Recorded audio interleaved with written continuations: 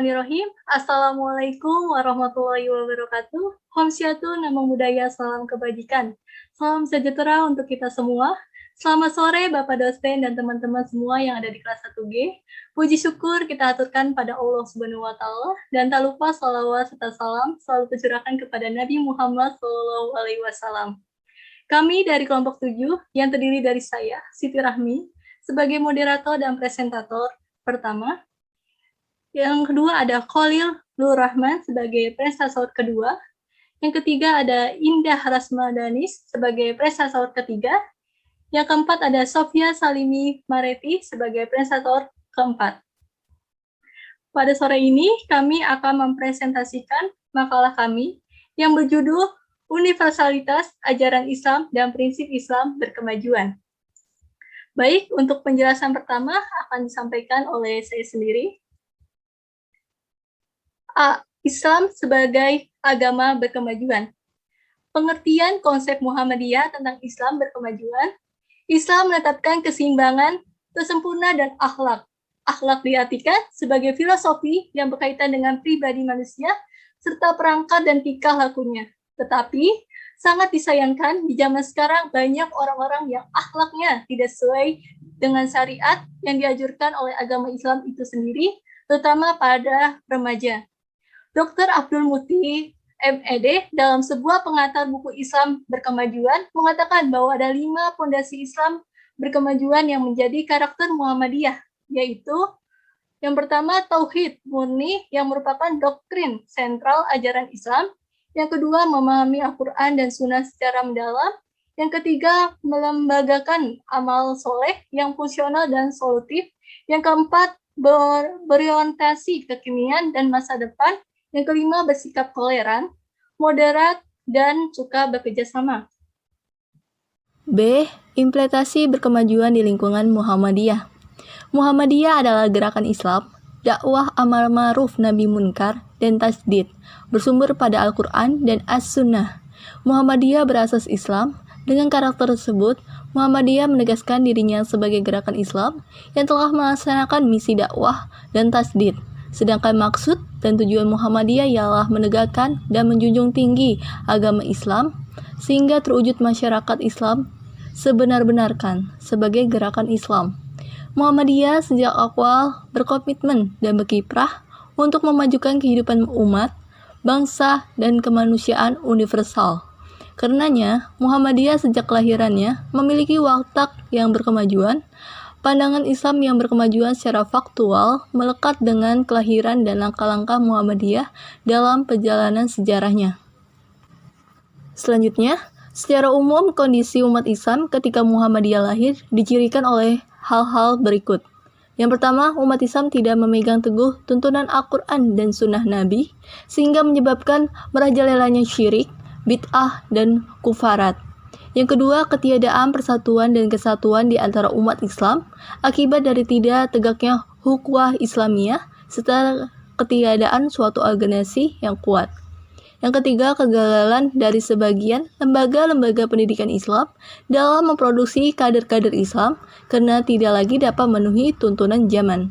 Yang keempat, umat Islam kebanyakan hidup dalam alam fanatisme yang sempit, bertaklid buta, serta berpikir secara dogmatis, berada dalam konservatisme, formalisme, dan tradisionalisme.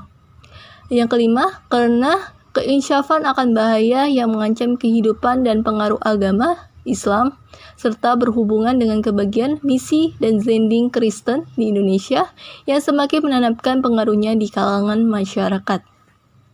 Selanjutnya akan dijelaskan oleh Khalilur Rahman. Kepada Khalil, saya persilakan.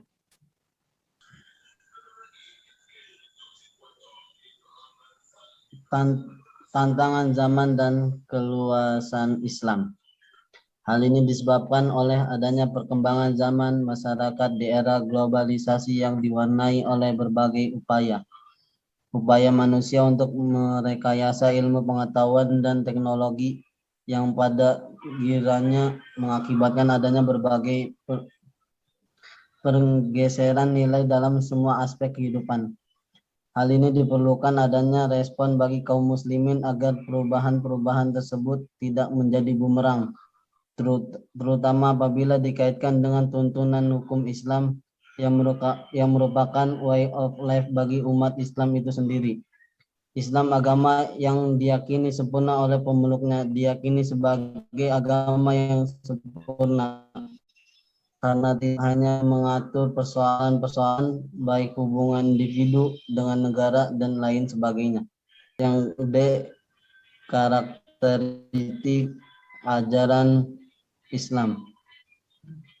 Karakteristik tiap ajaran agama-agama memiliki perbedaan masing-masing sesuai dengan pemikiran dan pemahaman terhadap Alkitab yang dipelajari sebagai dasarnya dalam beragama. Ajaran Islam memiliki konsepsi yang khas dan dapat dikenali dengan berbagai bidang keilmuannya. Perbedaan karakteristik dalam Islam menunjukkan keragamaan yang luas. Akan tetapi umat Islam mempunyai konsepsi jiwa persatuan umat rahmatan lil alamin. Terima kasih Khalilur Rahman atas penjelasannya. Selanjutnya akan disampaikan oleh Indah Rasma Danis. Silakan Saudari Indah. Baik, Siti Rahmi. Terima kasih. Dalam ajaran Islam, terdiri mengandung arti yang berbeda-beda pula. Untuk meninjau ajaran Islam dapat dikemukakan sebagai berikut. 1. Taat dan menyerahkan diri. Yang kedua, sejahtera, tidak tercela, tidak cacat, selamat, tenteram, dan bahagia. Yang ketiga, mengaku, menyerahkan, dan menyelamatkan. Yang keempat, cinta damai dan sejahtera. Prinsip ilmu berkemajuan. Yang pertama, adanya pengakuan akan kesatuan organik antara pengetahuan dan aksi atau praksis. Adanya relasi komplementer antara teori dan praksis. Yang kedua, pengetahuan bukanlah refleksi semata terhadap realitas. Yang ketiga, optimisme terhadap masa depan yang lebih baik dibanding masa kini, dan masa lalu yang penuh dengan dominasi dan ketidakadilan. Yang keempat, persoalan sosial bukanlah persoalan individu, tetapi lebih banyak disebabkan oleh sebab-sebab struktural. Yang kelima, struktur sosial yang dominatif dipelihara atau dilanggengkan atau direproduksi melalui kesadaran palsu, reifikasi, ideologi tertutup, alturat yang wujud, dan habitus tertentu. Yang keenam, itu adanya perubahan sosial, dimulai dari hal-hal yang kecil, dari rumah, dari interaksi kita dengan pasangan, dengan anak-anak, saudara-saudara, dari hal-hal sepele, semisal sepele belanja kita, selera nonton TV, dan sebagainya. Baik, terima kasih Indah atas penjelasannya. Selanjutnya akan disampaikan oleh Saudari Sofia Salimi Mareti. Silakan Sofia. Baik, terima kasih. Selanjutnya, F. Indikator Muslim berkemajuan. Terdapat daftar indikator Islam berkemajuan menurut Amin Abdullah. Terdapat 4 poin: nilai tauhid, misi berhadapan, strategi keilmuan, dan pembaruan aplikasi manhaj.